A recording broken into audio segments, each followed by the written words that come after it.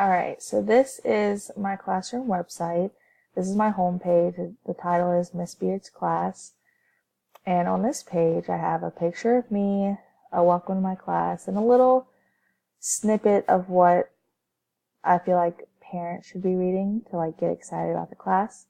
On the footer, I have my tech blog linked. If you click this, it will bring you to another page where I have my 3 blogs posted. I have my contact information with my email and my latest revisions date.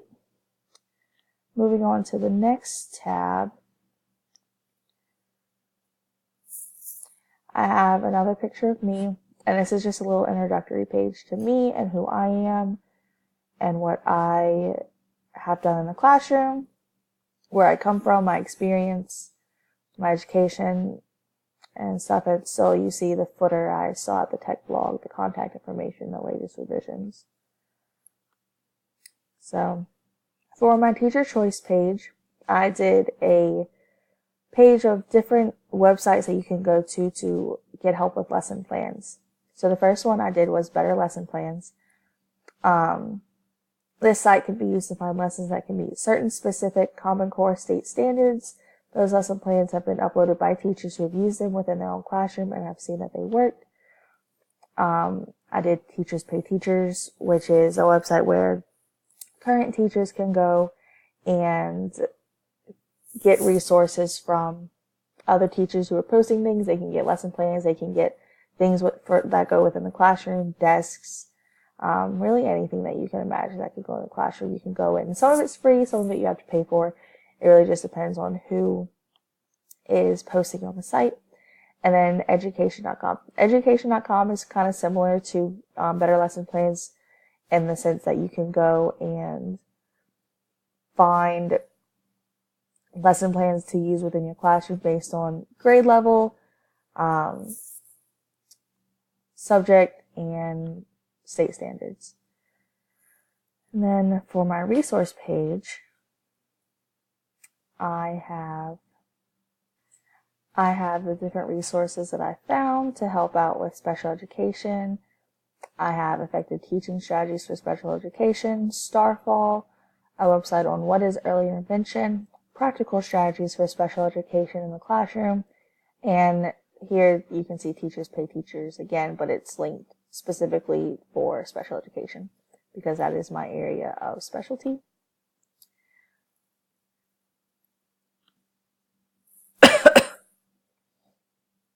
For my Web 2.0 tools, I linked a Symbaloo page. And on the Symbaloo page, you can see they have different math strategies up here. They have Dreambox, they have a Sketchpad, they have Tinker, keyboarding games, they have Typetastic and a typing club. Here's Starfall linked again. Different things for reading assessments and Brain Pop. Everyone loves good Brain Pop. Online Notepad, just different things that I could find useful within the classroom. For my tech project, I have 2 different Google Slides that I could see being used in the classroom. The first one is Our Class Fruits, and this is a slideshow, just going through and displaying fruits, different kinds of fruits, giving a little fun fact about them with a picture, and you can incorporate this in the classroom to teach students about the different kinds of fruits, because who knows, maybe they don't know about a lot of fruits. And the second one is types of cars. So this was our digital scavenger hunt, where we went and I found different types of trucks and cars, and in this slideshow, the students can compare the smaller cars to the bigger trucks that you see, and I think it could be a good learning experience for kids who don't get to see lots of cars. From a digital story, I did it about the water cycle because I think the water cycle is actually pretty cool. To think that all water has moved through this at some point, and water is the same now as it was 500 years ago. So that's what I did this on. You can click this little YouTube video and watch it. You can hear my lovely voice narrating it. And for my mobile app, I did it on Plickers, and Plickers is really cool because it is if you've heard of Clickers, then you will be able to use Plickers really well. It's similar to Clickers where students can enter in their own answer, and it's recorded for that student, except the students don't need any additional technology. They only need a sheet of paper that is specifically for them. And I think that's really cool, and I think it'd be really nice to use in the classroom, and it's free. So and the sheets that you need are free. So what's not to love about free? And then for the PLN and PLE,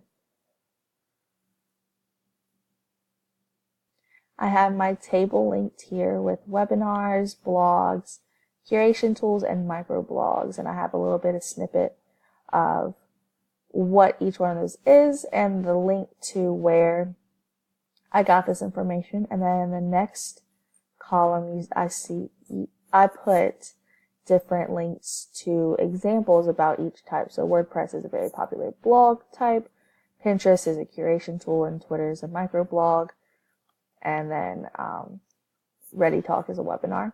And then in the last column, I made a review on each type, so you can click that link and you can be brought to my Google Doc that has the review in it. So a webinar review, a teacher blog, a review of Adigo, and my review of Twitter.